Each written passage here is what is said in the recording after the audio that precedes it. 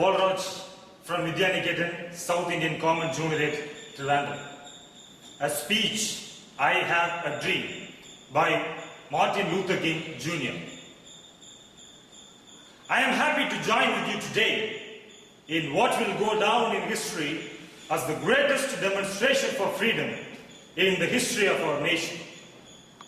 50 years ago, a great American, in whose symbolic shadow we stand today, signed the Emancipation Proclamation. This momentous decree came as a great beacon light of hope to the millions of Negro slaves who have been seared in the flames of withering injustice. It came as a joyous daybreak to end a long night of their captivity. But 100 years later, the Negro still is not free. 100 years later, the life of the Negro is still sadly crippled by the manacles of segregation and the chains of discrimination. 100 years later, the Negro lives on a lonely island of poverty in the midst of a vast ocean of material prosperity. 100 years later, the Negro is still languished in the corners of American society and finds himself an exile in his own land. We have come here today to dramatize a shameful condition. In a sense, we have come to our nation's capital to cash a check. When the architects of our republic wrote the magnificent words of the Constitution and the Declaration of Independence, they were signing a promissory note to which every American was to fall heir. This note was a promise that all men, yes, black men as well as white men, would be guaranteed the inalienable rights of life, liberty, and the pursuit of happiness.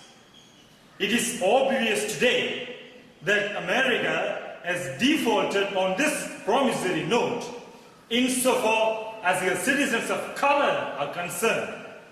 Instead of honoring this sacred obligation, America has given the Negro people a bad check that has come back marked insufficient funds.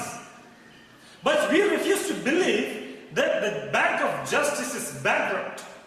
We refuse to believe that there are insufficient funds in the great vaults of opportunity of this nation.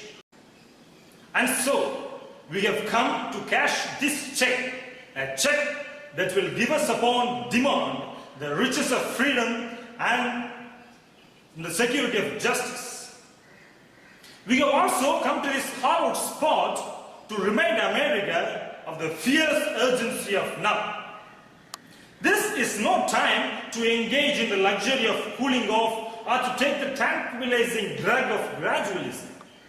Now is the time to make real the promises of democracy.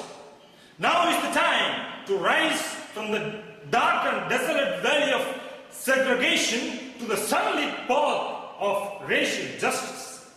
Now is the time to lift our nation from the quicksands of racial injustice to the solid rock of brotherhood. Now is the time to make justice a reality for all of God's children. It would be fatal for this nation to overlook the urgency of now.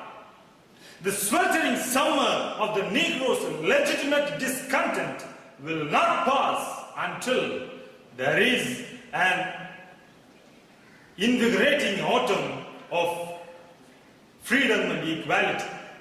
1963 is not an end, but a beginning.